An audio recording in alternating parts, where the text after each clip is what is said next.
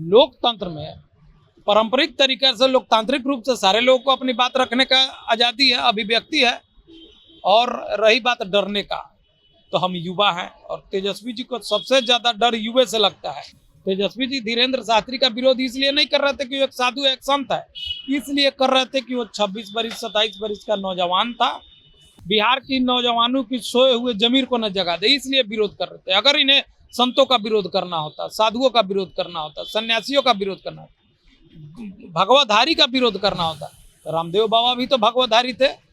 तो मान लीजिए वो पहले से बाबा का कार्यक्रम तो निर्धारित कार्यक्रम था, उसमें हमारे गठबंधन दल के सारे नेताओं ने सहयोग किया, ठीक उसी तरह से हम लोगों ने भी उनका समर्थन किया। धीरेन्द्र शास्त्री का पटना में आना हुआ और जो भी राजनीतिक पार्टियां थी सबसे ज्यादा बीजेपी ने बढ़ चढ़ करके हिस्सा लिया, लेकिन भारतीय जन परिवार पार्टी भी इससे पीछे नहीं रही।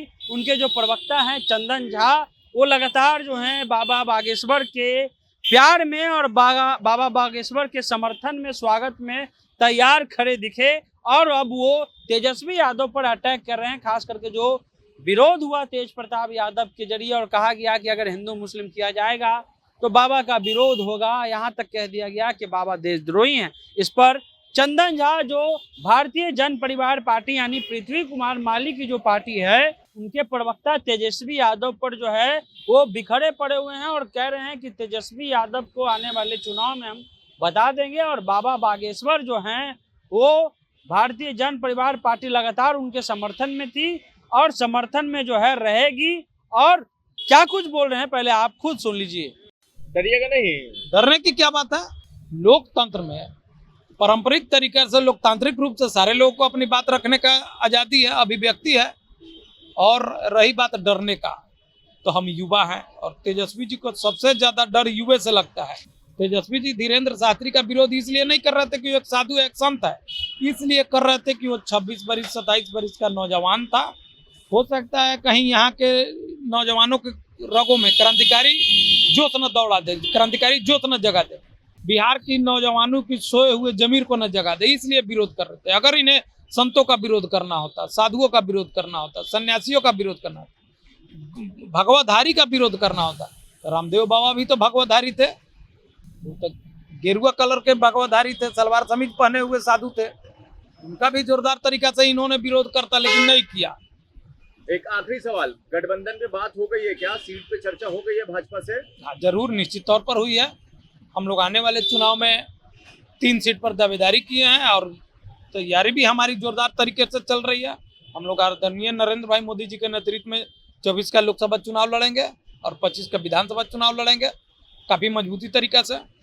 मतलब पार्टी का विस्तार हो रहा है? एकदम पार्टी का विस्तार हो रहा है। अभी लगातार हम लोग पार्टी में ही काम कर रहे हैं, संगठन पर काम कर रहे हैं। आने वाले दिनों में फिर माने 1 सैकड़ा से ज़्यादा हम लोग कार्यकर्ताओं का मनोनयन करने जा रहे हैं, बूथ स्तर पर अपनी फील्डिंग सजा रहे हैं।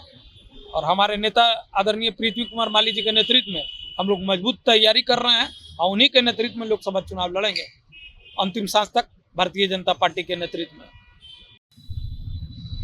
बाबा तो मान लीजिए वो पहले से बाबा का कार्यक्रम तो निर्धारित कार्यक्रम था, उसमें हमारे गठबंधन दल के सारे नेताओं ने सहयोग किया, ठीक उसी तरह से हम लोगों ने भी उनका समर्थन किया, सहयोग किया।